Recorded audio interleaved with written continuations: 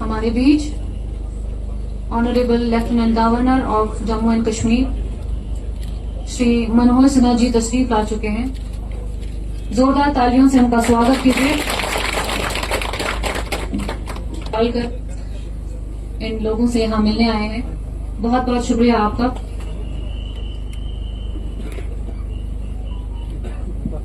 راشٹرگان کے سمان میں کھڑے ہو جائیں.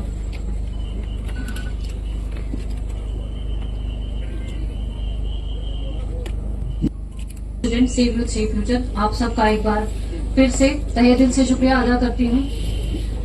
آج ہمارے بیچ honourable lieutenant governor of Jammu and Kashmir Shri. میرا نام مبینہ بانو ہے. میرا ایک باپ کا نام لیٹ مبینہ مان.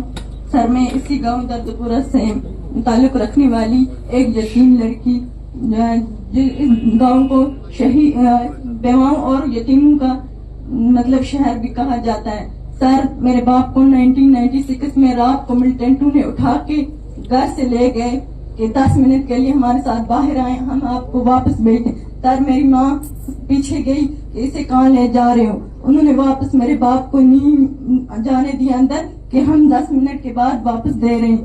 لیکن 10 منٹ کیا 2 دن گزر گئے. میری ماں 2 دن تک میرے باپ کو ڈھونڈتی رہی, میرا باپ نہیں ملا. 2 دن بعد جب ہمارے گاؤں والے مویشی چرانے جنگل میں گئے, وہاں پہ میرے باپ کی لاش پڑی تھی. پھر ہمارے گھر پہ اطلاع دی گئی میرے ماں کو. میری ماں کہیں اور ڈھونڈ رہی تھی. پھر میری ماں وہاں سے لوٹ کے وہاں جنگل میں پہنچی, لوگ بھی پہنچے اور پولیس بھی پہنچی. انہوں نے میرے باپ کو لا کر گھر میں مطلب ڈیڈ باڈی گھر لائی. سر میری ماں اس نے ہمیں مطلب بڑی مشکل سے مزدوری کر کے پالا, پڑھایا, لکھایا بھیک مانگ کے. سر 2014 میں مجھے ٹانگ میں مطلب بون کینسر ہوتا ہے, جس کے کارن مجھے اپنی ٹانگ کھونی پڑتی ہے. ہمارے پاس اتنا پیسہ نہیں تھا یا کوئی روزگار نہیں تھا کہ میں مطلب میری ماں میرا علاج کرواتی. ہمارے ڈاکٹرز نے کہا کہ اس کا علاج ہو سکتا ہے, اسے آپ باہر لے جائیں, اس کے لیے پیسہ بہت زیادہ ضروری ہے, پیسے کی کوشش کر. لیکن ہمارے پاس ایسا کچھ نہیں تھا.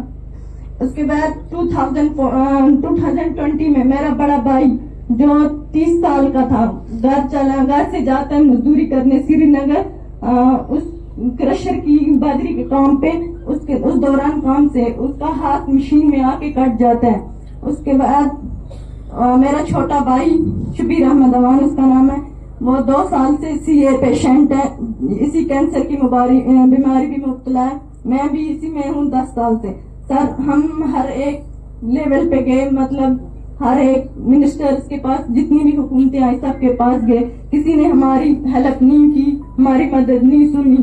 سر میں یہاں پہ اپنی ماں کو ریپرزینٹ کر رہی ہوں اور اپنے اس گاؤں پورے کو مطلب کی طرف سے ریپرزینٹ کر رہی ہوں.